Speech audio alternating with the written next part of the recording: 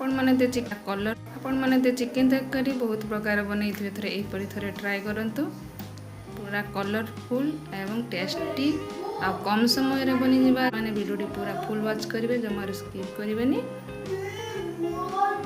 Hi everyone welcome to my YouTube channel मोर आउ एक रेसिपी वीडियो को आपण मानकु स्वागत।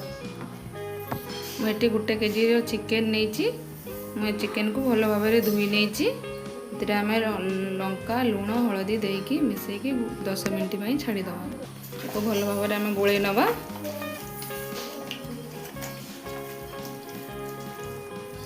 भल भाव में गोले नहीं आम 10 मिनट छाड़ीद। मुझे नहीं गोटे इंची अदा 2टी रसुण एक आम भल भाव में मसला बन 2टी नहीं टमाटो छोट साइज पियाज नहीं 4 ରୁ 5टा पियाज नहीं आलू नहीं आप जार आलू पसंद दे पारे ना स्किप करदेवे।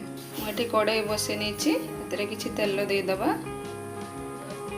गोटा गरम मसला देदेबा गरम मसला काटी रखिए पियाज पियाज गोल्डन कलर होगा आम भल भाजी नवा। पियाज आमर गोल्डन कलर हो गला आम मसला बाटी रखिए देदेबा मसला को देदेबा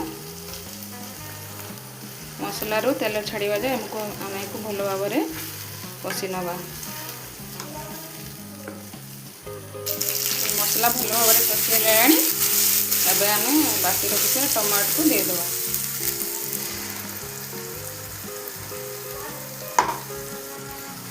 देखिए भल भाव में कषि नवा। मसला सहित चिकेन को भल भाव में मिक्स कर नवा करनी 10 मिनट ताको घोड़े नवा आमको 10 मिनट घोड़ा दी छाड़ चिकेन अधा सीझी आने काटी रखी आलू को देदेबा 10 ରୁ 20 मिनट भल भाव में आउ थे घोड़े नहीं ढाकवा एमती घोड़ेबा गोटा माने कषा घोड़ेबा कषा 10 मिनट आम चिकेन भल भाव में कषिगला आम कस्तूरी मेथी देदेबा देखो आम भल भाव में घोड़े नवा मोर जी सब गुंड मसला एक आम भल भाव में देदेबा देखिए कम 10 मिनट भल भाव में कषि नहीं घोड़ापी छाड़ीदबा। देखो तो चिकेन भल भाव में कषि गला आम पानी देदेबा आपण मैंने आपण हिसाब से पानी दे पारे मो हिसाब से पानी नहीं पानी देला पर आम को 10 मिनट फुटापी छाड़ीदबा। देखो तो चिकेन तरकारी केते सुंदर कलर हो जाइए